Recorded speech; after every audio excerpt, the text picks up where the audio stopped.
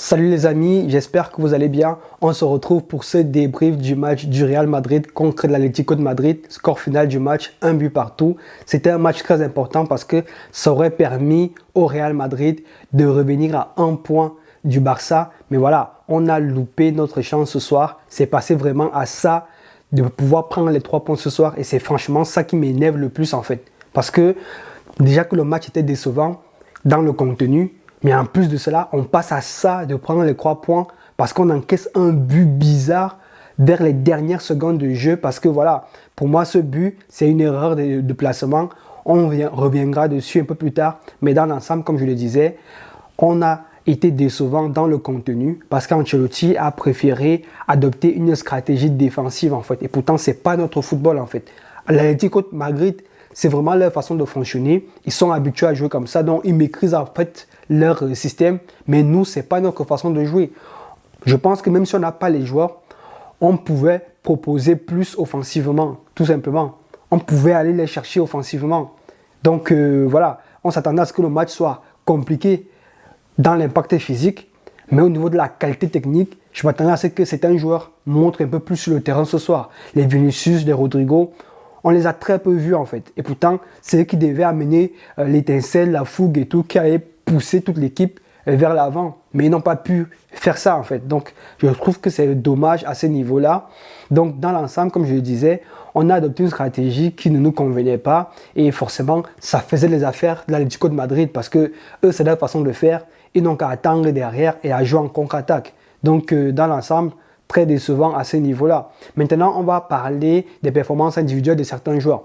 Déjà, les gars, j'ai bien aimé le match de Bellingham. Honnêtement, on a retrouvé le Bellingham de la saison dernière.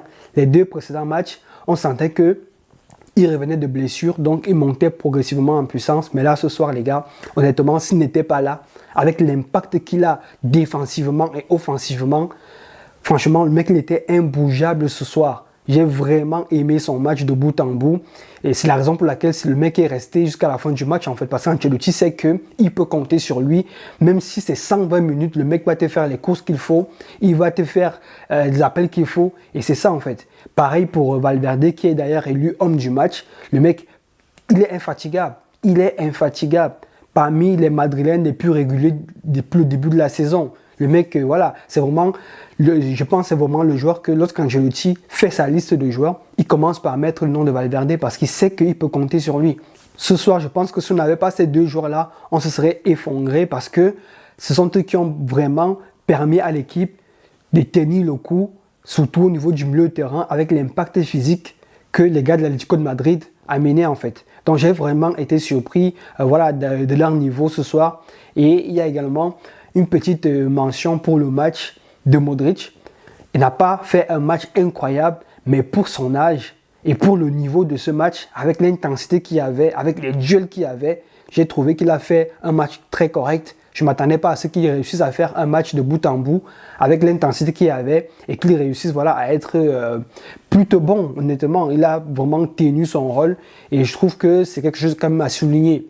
Maintenant, les gars, dans ce qui m'a déplu dans ce match, même si Rudiger a fait un superbe match, je suis désolé, mais c'est lui qui est fautif en fait sur le but de Correa, si je ne me trompe pas, vers la fin du match en fait. Parce qu'il est très mal positionné et c'est ça qui fait en sorte que Correa se retrouve dans le jeu et réussisse à faire cette action-là qui nous prive des 3 points ce soir.